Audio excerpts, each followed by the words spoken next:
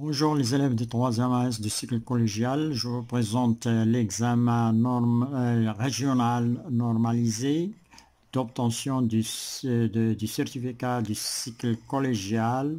Ici la session de juin 2018, la région de Marrakech-Safi. Alors après, on passe ici, après avoir écrit votre nom, ici, écrivez votre nom, numéro d'examen, on passe maintenant aux énoncés de l'examen. Alors, premièrement, vous avez des petites remarques ici. Il n'est pas permis d'utiliser la calculatrice. Donc ici, la calculatrice ne doit pas être utilisée. S'il y a des calculs à faire, vous ne devez pas utiliser la calculatrice. Deuxième remarque, une belle réponse aux questions sera sur la copie de l'examen. Vous devez répondre sur une copie de l'examen, non pas utiliser d'autres copies comme votre copie propre copie. Troisième remarque, il faut, lors de la correction, tient de l'organisation de la feuille. C'est-à-dire que vous ne devez pas barrer, faire des tâches, des tâches, barrer les mots et ainsi de suite, revenir à la ligne quand il ne faut pas, ainsi de suite.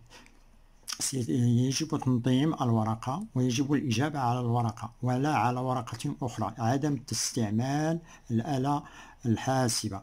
Première partie, restitution des connaissances. On passe maintenant aux énoncés de la première partie. Restitution des connaissances.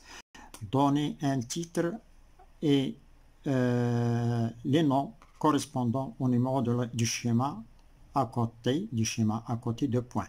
يعطي العنوان عنوان والأسماء لأرقام الرسم جانبه. Voilà, vous avez 1, 2, 3, 4, 5. Donc, 1, vous aurez la racine postérieure, 2, la racine antérieure, 3, la substance grise, 4, la substance blanche, 5, le nerf rachidien, 6, le ganglion spinal. Donc, j'ai répondu ici, vous allez voir la réponse. Mettez une croix dans la case vrai ou faux des propositions du tableau. Donc, les propositions, vous allez mettre vrai ou faux ici. Alors, premièrement, première A, vous avez ici A. Les propositions A. Le tissu musculaire est constitué de cellules à plusieurs noyaux, des fibres nerveuses et des capillaires sanguins. Le tissu, il est constitué de cellules, oui, à plusieurs noyaux, oui, des fibres nerveuses, oui, et des capillaires, donc c'est vrai, vous devez cocher vrai. Deuxième question, B. L'élasticité du muscle squelettique est limitée. Oui, l'élasticité du muscle est limitée si on dépasse, si on étire un muscle au plus et un étirement plus long, il va se déchirer, donc c'est vrai. Au cours de la contraction musculaire, les fibres musculaires libèrent l'acétylcholine, c'est faux. Il n'y a pas d'acétylcholine au niveau des fibres musculaires. La plaque motrice est une zone de contact entre deux neurones, c'est faux aussi. Donc, on a répondu à ces questions. Voilà la réponse. On passe maintenant à la troisième question. Définissez ce qui suit. On va voir la réponse tout d'abord, puis on passe à la troisième question. Alors, la réponse sera comme d'habitude. Alors, la réponse ici, je dois la mettre en arabe. اعطي الأسماء والعنوان للرسم التخطيطي جانبا. دونك 1 الجدر الخلفي، 2 الجدر الأمامي، 3 المادة الرمادية، 4 المادة البيضاء، 5 العصب السيسائي، و6 العقدة الشوكية. Mettez une croix dans la case vrai ou faux des propositions du tableau de points. Donc النسيج العضلي يتكون من خلايا عديدة النواة وألياف عصبية وشعيرات دموية. هذا صحيح سي فري. l'élasticité المرونة العضلة محدودة صحيحة. وأثناء التقلص العضلي الألياف العضلية تفرز الأسيتيلكولين، هذا خطأ، لا تفرز الأسيتيلكولين. La plaque motrice est une zone de jonction. الصفيحة المحركة هي منطقة التماس بين عصبونين، خطأ. On passe maintenant à la définition. Définissez ce qui suit. Alors, je me reste ici dans la correction. Définissez le vaccin. Définissez la sérothérapie. عرف ما يلي التلقيح والاستمصال. التلقيح، الاستمصال. التلقيح. Le vaccin, injection d'un antigène, bactéries, toxines atténuées dans l'organisme pour le protéger contre les maladies. التلقيح هو حقن مولد مضاد بكتيريا سمين وهن في الجسم لحمايته من الأمراض. La sérothérapie à l'estimsal, injection du sérum contenant des anticorps spécifiques dans l'organisme pour neutraliser un antigène, pour neutraliser un microbe. Un antigène, c'est un microbe. La sérothérapie à l'estimsal هو حقن المصل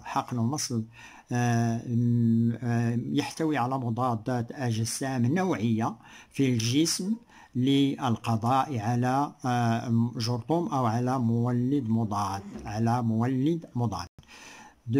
Je passe à B, ça c'est la question 1.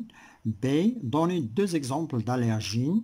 اعطي مثالين لمؤرجين graines de pollen, poil de chat, graines de pollen et poil de chat, حبوب اللقاح وزغب القطط.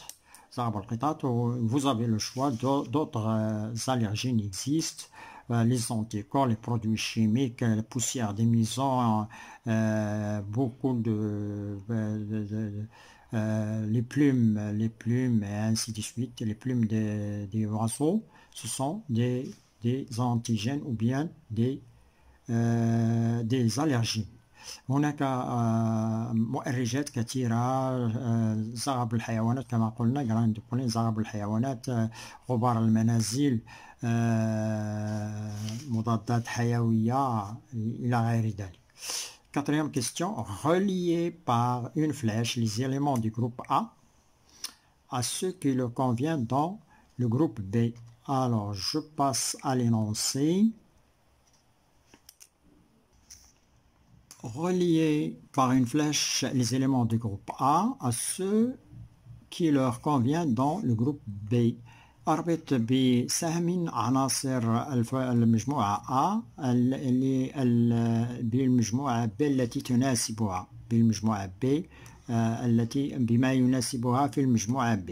Le groupe A phagocyte البلعميات، l'inflammation التهاب، الفيروسات، l'antigène مولد المضاد. Groupe B.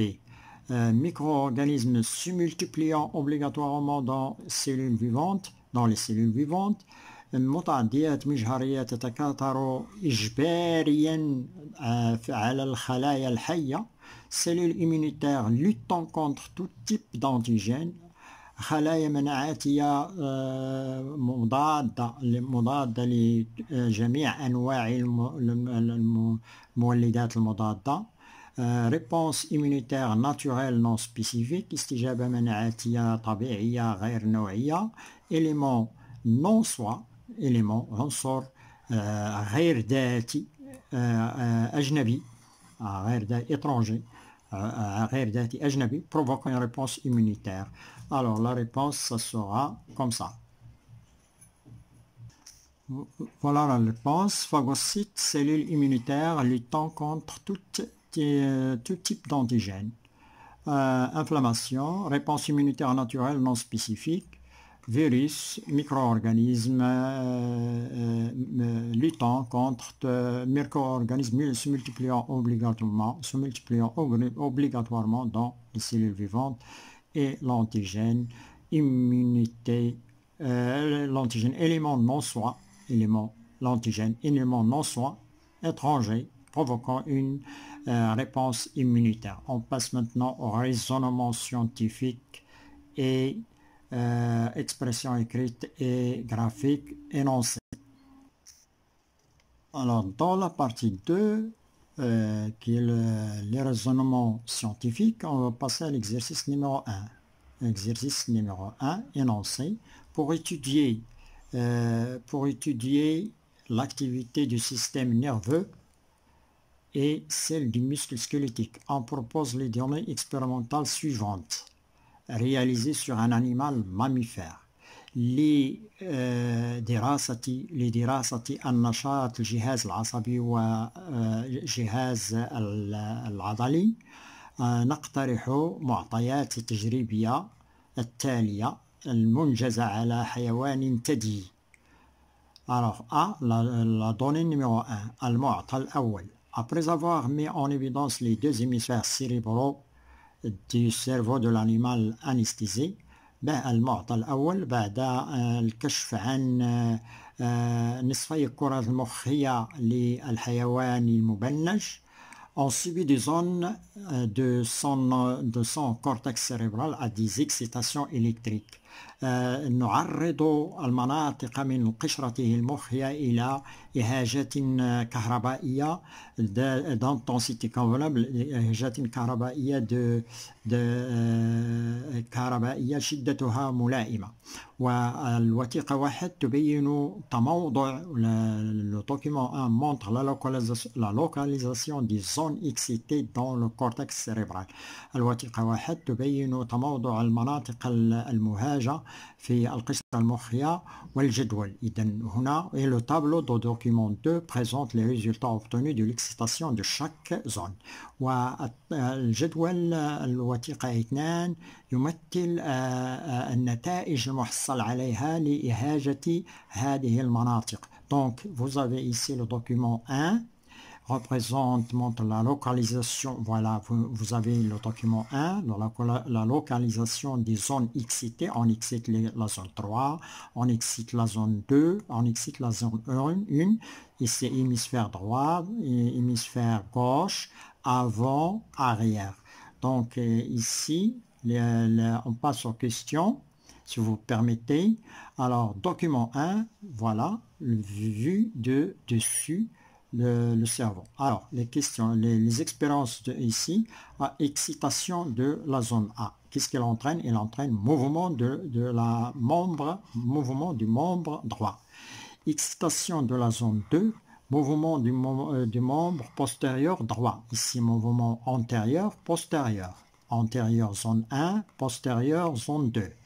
Et troisièmement, excitation de la zone 3, mouvement postérieur, gauche cette fois-ci. Et le document 2, voilà, c'est le tableau. Alors, question numéro 1, qu'entraîne la destruction de la zone A. C'est-à-dire, si on détruit la zone A, tout simplement, qu'est-ce qu'elle entraîne? Voilà, elle entraîne le contraire, la destruction. Parce que si on excite la zone ici 1, vous avez mouvement de la membrane antérieure droit. Si j'excite la zone 1, il y a le mouvement de le membre antérieur droit. عندما نهيج المنطقة 1 حركات ينتج عن حركات الطرف الأمامي الأيمن. حركة الطرف الأمامي الأيمن، حركة الطرف الأمامي حركة الطرف الخلفي الأيمن، وأخيرا 3 حركة الطرف الخلفي الأيسر. هنا الطرف الخلفي الأيسر. Donc, les questions, la réponse, on passe maintenant aux questions. Les questions, ils sont comme suivantes. Donc, on a dit qu'entraîne la destruction de la zone A. Si on détruit cette zone, il empêche les mouvements antérieurs, mouvements les mouvements du membre antérieur droit, c'est-à-dire paralysé du membre antérieur droit. Que peut-on déduire des résultats 2 et 3? 2, 3, mouvement ici, mouvement postérieur droit, mouvement postérieur gauche. Donc ces deux, les zones, ils sont situés dans des zones différentes. Ils entraînent les mouvements de l'autre côté, c'est-à-dire le contraire. Alors, réponse à ces questions. Qu'entraîne la destruction de la zone 1, paralysie du membre antérieur droit, paralysie de ce membre antérieur droit. Que peut-on déduire des résultats des expériences 2 et 3? Que la zone située dans l'hémisphère gauche commande les mouvements du membre droit.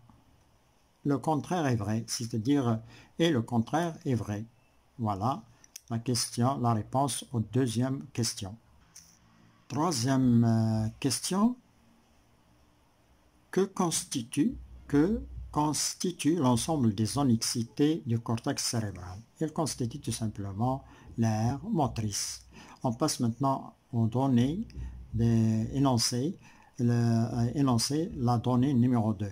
Le graphe du document 3 montre la variation de la longueur des fibres musculaires suite à 2 excitations électriques efficaces à l'état normal et en présence d'une substance toxique appelée le BTX batracotoxine. BTX batracotoxine. المعطى الثاني المبيان الوثيقة 3 وهذا مبيان الوثيقة. Le données 2, le graphe du document 3 montre la variation de la longueur d'une fibre musculaire suite à 2 excitations électriques efficaces à l'état normal et en présence d'une substance toxique appelée BTX.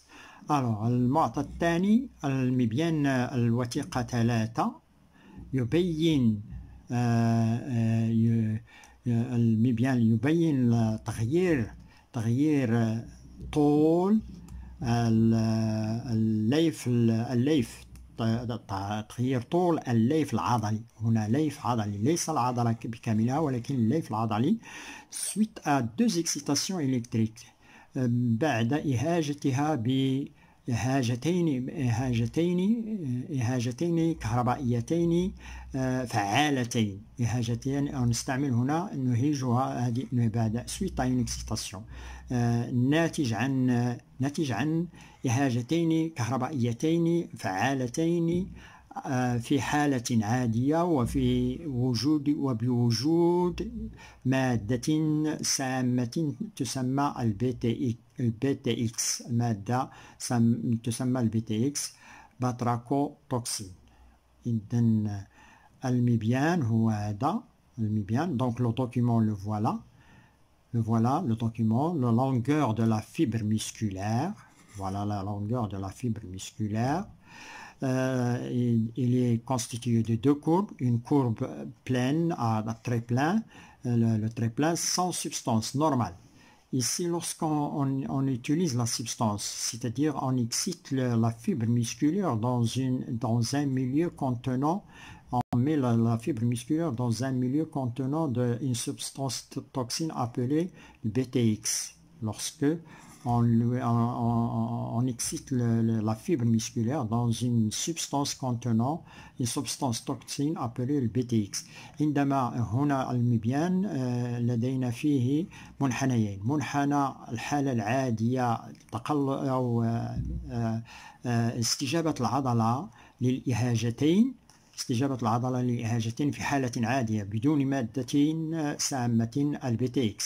ولكن المنحنى المتقطع بأمبوانتيي بوجود المادة نهيجها بوجود المادة، يعني أن الليف العضلي موجود في مادة تسمى الBTX وهي مادة سامة ونهيجها في هذه الظروف سنرى المنحنى المنجز هنا. الأسئلة المطروحة هنا: à l'état normal, sans substance BTX, à l'état normal, décrivez la variation de la longueur de la fibre musculaire. décrivez la variation de la longueur des fibres musculaires après chaque excitation. Après l'excitation numéro 1 et après l'excitation numéro 2. Alors, si décrivez صفر la variation en arabe, صفر تغيير طول العضلة أو عفوا طول الليف العضلي بعد كل إهاجة. طول بعد كل إهاجة. السؤال الثاني après chaque excitation. سؤال B. Donc vous avez A, B. On va lire toutes les questions. B. Expliquer la variation de la longueur de la fibre musculaire. اشرح أو فسر تغيير طول الليف العضلي. D.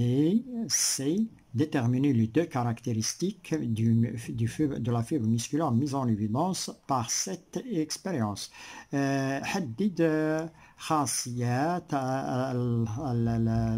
العضلة أو الليف العضلي التي تبين هذه التجربة أو التي تكشف عنها هذه التجربة. وà l'état en présence, même question, à l'état de la présence de la substance BTX, même chose, décrivez la variation de la fibre musculaire après chaque excitation, déduisez l'effet de la substance BTX sur la contraction musculaire. وصف تغيير طول الليف العضلي بعد كل إهاجة. واستنتج تأثير المادة السامة الBTX على تقلص العضلي هذه المرة، تقلص العضلة. واستنتج. ونمر إلى التمرين الثاني بعد الإجابة على أسئلة التمرين الأول. Donc, on passe maintenant en français. Je passe maintenant à la correction. La donnée 2, le graphe de document 3, le voilà, je les ai lus auparavant. Elle parle d'une substance toxine appelée le BTX. Alors, les questions qui sont posées, vous voyez ici l'excitation. On voit que à l'état normal, il y a une diminution de la longueur diminue de 12 à 6. Puis, il remonte après cette excitation. Après la deuxième excitation, il va refaire la même chose. Il diminue, il remonte. C'est-à-dire, à l'état normal, lorsqu'il n'y a pas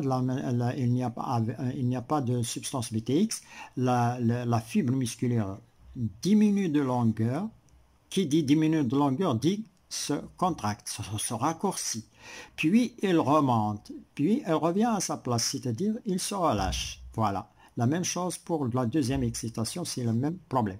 Mais lorsqu'il y a le BTX, ici, la fibre musculaire, après la première excitation, la fibre musculaire diminue de longueur, puis reste sans revenir à l'état normal. Donc ici, le BTX, la substance BTX a un effet sur la contraction de la fibre musculaire.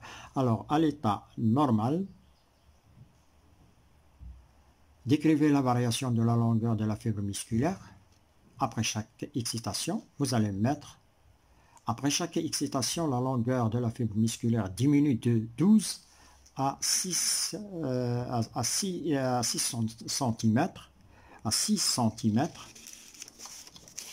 Voilà. À 6 cm. Voilà. Diminue de 12 à 6 cm. Puis, qu'est-ce qu'elles font? De 6 et augmente, il va augmenter de 6 à 12. Reprend sa longueur après chaque excitation, après la première excitation et la deuxième excitation. Expliquer la variation de la longueur de la fibre musculaire. La diminution de la longueur de la fibre musculaire s'explique par la contraction. L'augmentation de sa longueur s'explique par le relâchement de la fibre musculaire. C'est ce qu'on appelle en général la contraction musculaire. بعد كل إهاجة الليف العضلي ينقص طوله من 12 إلى 6 ويزداد من 6 إلى 8 بعد كل إهاجة. بعد كل حاجة في الحالة العادية. هنا في الحالة العادية بدون البي تي اكس، بدون هنا أعيد بدون مادة البي تي اكس، وجود بدون مادة البي تي اكس المنحنى هنا ينقص ثم يزداد، ينقص ثم يزداد. وهذا التفسير نقصان طول الليف العضلي يفسره تقلص الليف العضلي، وازدياد عفوا نقصان طول يفسر بتقلص، وازدياد طوله يفسر برجوع إلى حالته الأولى، يعني نوعا إلى مكان وجوده.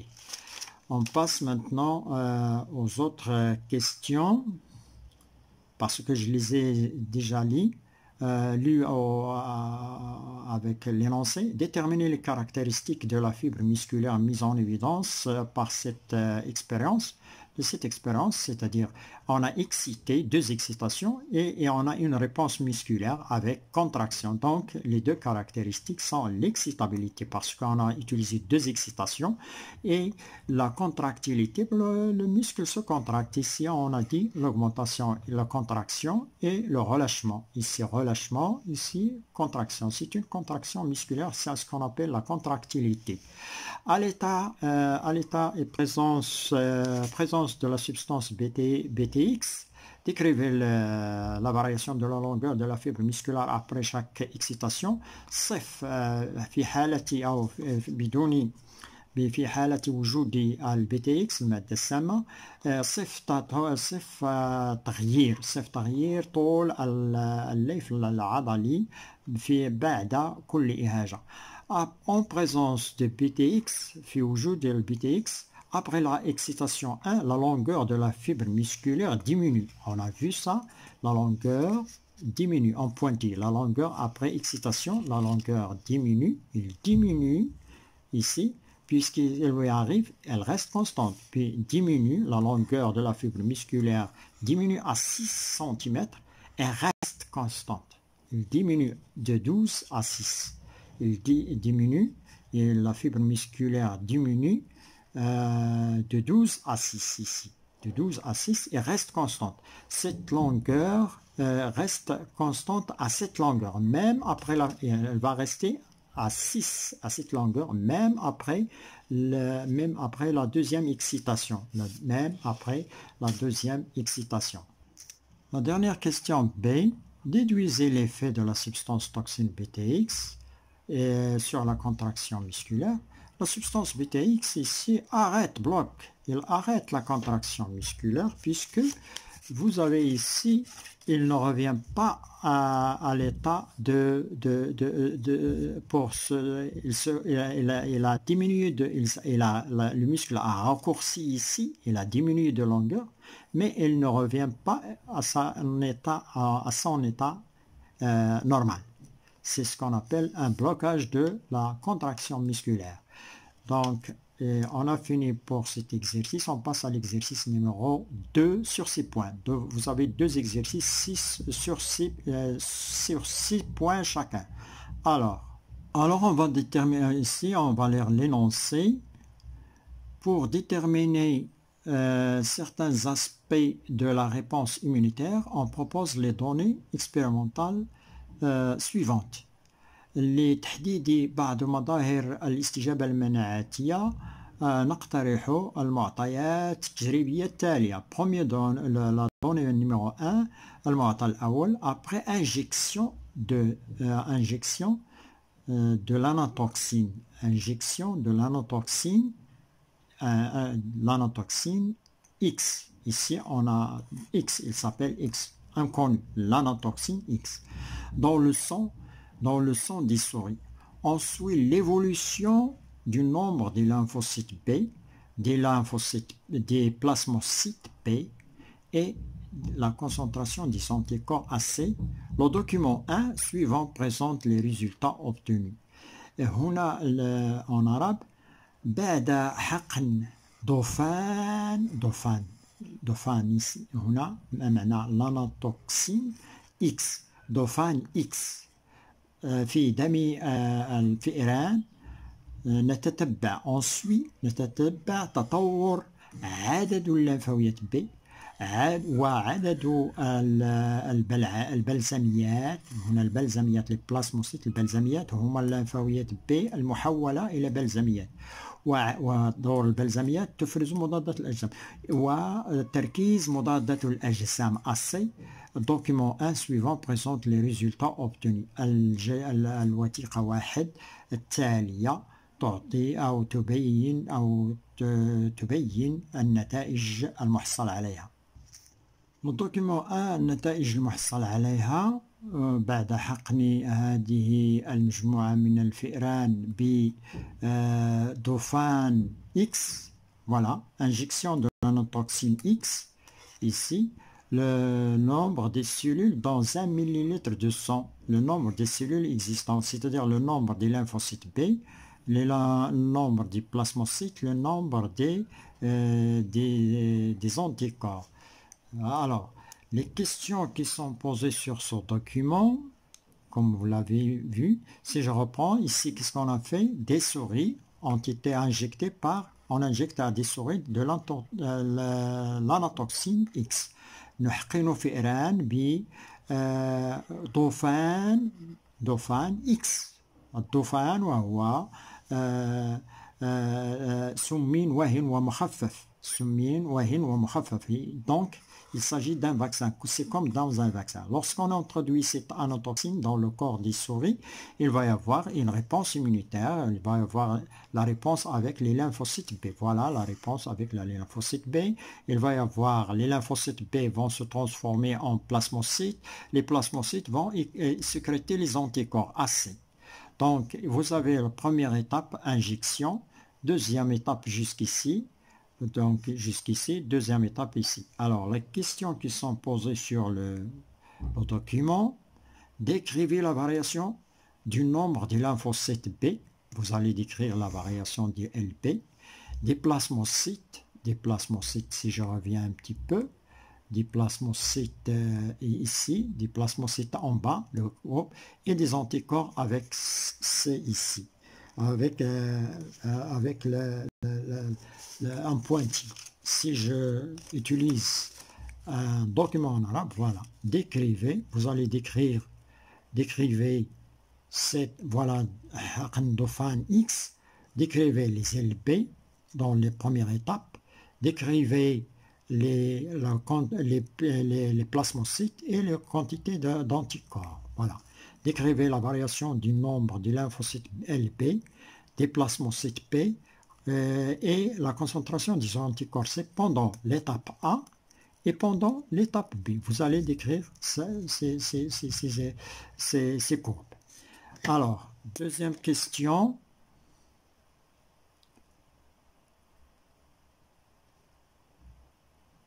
Voilà, A et B. Deuxième question, expliquez. Expliquez, deuxième question, expliquez les variations observées dans chaque étape. Pourquoi il y a des observations? L'explication des observations est observée dans chaque étape. Étape A, étape B. Et finalement, on va donner la dernière question. Déterminer les types de la réponse immunitaire mise en évidence par cette expérience. Justifiez votre réponse pour finir. Alors, on va voir la correction. Alors, la correction, décrivez la variation صف تطور عدد الليمفاويات B. Décrivez la variation de nombre des lymphocytes B, des plasmocytes, la concentration des anticorps pendant l'étape A et B. صف تطور عدد الليمفاويات B والبلازما والبلزميات وتركيز مضادات الأجسام أثناء المرحلة A والمرحلة B. Alors, A, étape A, dans l'étape A, le nombre de lymphocytes B augmente et atteint 15 000. Donc ici, si je reviens sur ce document, le nombre fait dans l'étape A, les lymphocytes B augmente, il atteint 15 000. Alors, le nombre des plasmocytes, des anticorps et des anticorps est faible et constant. Donc, le voilà. Les plasmocytes et les anticorps, il est faible. Ce sont des anticorps de l'organisme des souris. Il n'y a pas encore ici l'immunité. Ce sont des anticorps stables. Il est faible et stable. Donc, le nombre des plasmocytes. عدد البلزميات ومضادة الأجسام ضعيف ومستقر. مستقر هنا مستقر أو ثابت نفس الشيء constant ou bien ثابت. Dans l'étape B, le nombre des lymphocytes B diminue. Le nombre des lymphocytes B, si je reviens sur le nombre, l'étape 2, ici, vous voyez ici, l'étape 2, les lymphocytes vont diminuer. Les plasmocytes augmentent avec les anticorps et puis ils deviennent constants. Donc, les lymphocytes, le nombre des lymphocytes B diminue, le nombre des plasmocytes P et des anticorps augmente en parallèle pour atteindre un maximum et se stabilise. المضادات الأجسام والبلزميات تزداد بالتوازي لتصبح قمة في قمتها لتصل إلى قمتها وتستقر أو تكون ثابتة. تستقر وتكون ثابتة. Expliquer la variation observée dans chacune des étapes A et B. L'étape A. Les lymphocytes B, pourquoi ils augmentent? Ils augmentent car ils se multiplient. C'est une réponse immunitaire. Ils se multiplient. Les lymphocytes et les anticorps ne sont pas encore produits dans l'organisme. Pourquoi ils sont faibles et constants? Parce qu'ils ne sont pas encore produits dans l'organisme suite à l'injection de l'anatoxine X. الليمفاويات B ازدادت لأنها تكاثرت فقط. البلزميات ومضادات الأجسام في المرحلة A لم ينتجها الجسم. Ils ne sont pas produits par l'organisme. B, on est dans l'étape B, les lymphocytes B diminuent. Pourquoi ils diminuent? Car ils sont transformés en plasmocytes qui augmentent. L'augmentation du plasmocyte est due à la transformation de les lymphocytes B. في المرحلة B الليمفاويات B تنقص لأنها تحولت إلى بلزميات التي يزداد عددها. Les anticorps augmentent. المضادات الأجسام تزداد لأنها مفرزة من طرف البلزميات التي ازدادت.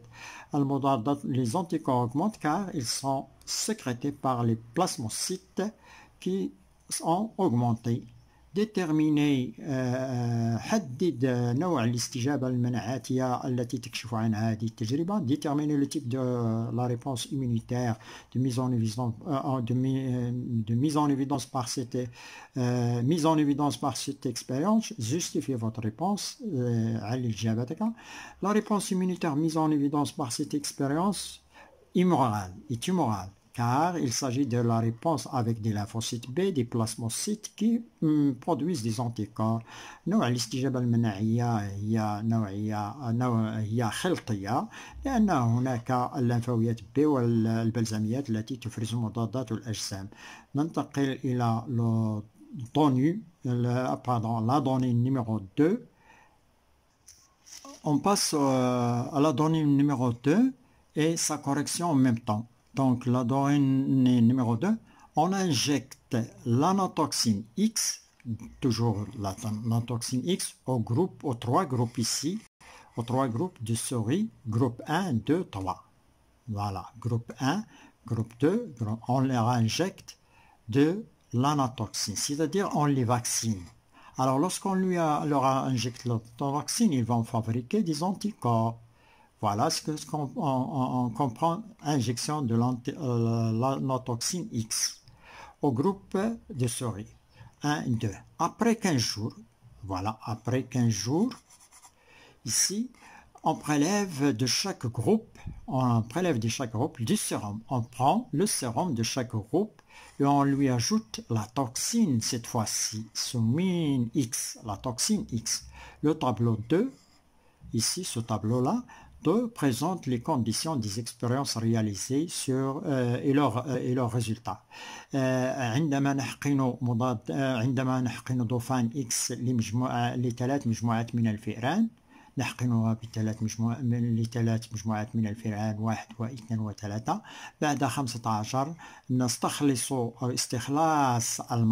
استخلاص المصل من كل مجموعة ونضيف لها توكسين إكس، والجدول يلخص أو الجدول يمثل ظروف التجربة، تجارب المنجزة ونتائجها. Alors, les conditions. Le groupe A, toujours, il soumet souris normale plus injection d'antitoxine X. Toujours, on a injecté l'antitoxine aux 3 groupes. Mais le groupe 1, le groupe 2 est différent du groupe 2. Il a subi une ablation du thymus. Ici, ici on a enlevé à ce groupe le thymus. Ici, il a subi on a l'ablation du thymus plus injection du lymphocyte T. Donc, le troisième, il est différent du deuxième par l'injection du lymphocyte T. Puis, injection d'antitoxine, d'anatoxine, anatoxine ici, anatoxine, il manque ici un A. Anatoxine, toujours. Mais la différence ici, ablation du thymus. Ici, ablation du thymus plus on a injecté les lymphocytes T des souris 1. les souris 1. ظروف التجربة هنا المجموعة الأولى نحقن لها ضوفان X، والمجموعة الثانية نحقن هنا استئصال الغدة السعترية، نستأصل لها الغدة السعترية ونحقنها بضوفان X. نستأصل الغدة السعترية ونحقنها بضوفان X. المجموعة التالية نستأصل الغدة السعترية ونحقنها باللمفاويات المأخوذة من المجموعة 1، ثم نحقنها بضوفان X. بعد 15 يوما on va prendre نستخلص بعد 15 يوما نستخلص المصل من كل مجموعة ونضيف له التوكسين X. المجموعة الأولى عندما نضيف لها التوكسين X فورماسيون دو كومبلكس أنتيجين أنتيكور. المجموعة الثانية عندما نضيف لها توكسين ليس هناك فورماسيون، pas de formation de complexe antigène anticorps، ليس هناك تكوين مضاد المركب المنيع. هنا فورماسيون المركب المنيع، وهنا تكوين المركب المنيع، عدم تكوين المركب المنيع وتكوين المركب المنيع. Alors, qu'appelle-t-on le groupe des souris 1, le groupe 1 des souris dans cette expérience? Le groupe 1 est appelé le groupe témoin الشاهد، المجموعة الشاهدة، لأنها لم يتغير لها أي شيء. نحقنها بضوفان X. هنا نستخلص أو نستأصل الغدة السعترية، هنا استئصال الغدة السعترية وحقنها بلمفاويات الفوج أو المجموعة 1. Alors, que peut-on déduire des résultats de l'expérience 2 et 3? Déduire de l'expérience 2 et 3 en présence ici des lymphocytes T, en absence de lymphocytes T, pas de formation, puisqu'il a subi le thymus. Le thymus, c'est l'organe où il y a la maturation des lymphocytes T. Donc, on a enlevé les lymphocytes T ici, pas de formation des anticorps. Mais lorsqu'on a injecté les lymphocytes T ici, les lymphocytes T du groupe 1, il y a formation des anticorps, il y a formation de complexes antigènes anticorps. Donc, que peut-on déduire des résultats des expériences 2 et 3؟ ماذا يمكن استنتاجه من نتائج التجربة 2 و 3؟ Les lymphocytes T interviennent dans la formation du complexe antigène anticorps. الليمفاويات T تتدخل وتشارك في تكوين المركب المنيع مضادة الأجسام مولد المضاد. En utilisant les données précédentes et vos connaissances, montrez le rôle des lymphocytes T dans la formation du complexe antigène anticorps.